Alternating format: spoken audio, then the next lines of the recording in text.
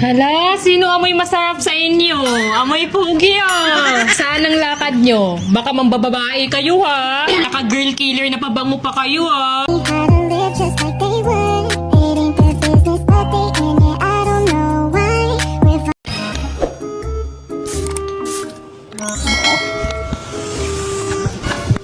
Uy bro, ano yan? Ang bango ah. Lakas mo mayaman ah. Santal 33 ba yan?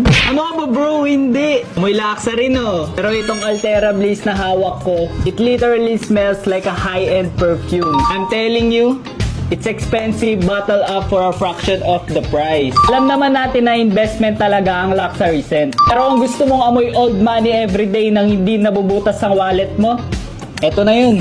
I-try mo na. This is from Aurora series. Brand new launch ito. And best part, 289 pesos lang. 289 lang to? Yes! For under 300 pesos. Pero amoy, 5,000 na.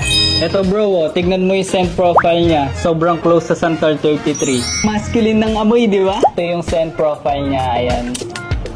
May leathery and woody note siya. Bold, clean, at napapasabi na lang talaga akong amoy 5-star hotel siya, guys. Hala, sino amoy masarap sa inyo?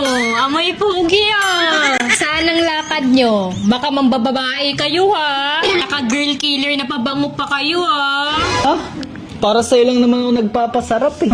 Kaya nga, para sa'yo lang naman nagpapasarap siguro eh. Di ba? See? Sabi sa inyo, effective talaga eh. So if you want that masculine vibe, don't wait. Check the yellow basket below and grab your Altera Bliss bago pa kayo maubusan ng stock. Game changer to, promise. Kumbaga, mapapasabi ka na lang ng smell expensive, spend smart. Bye-bye!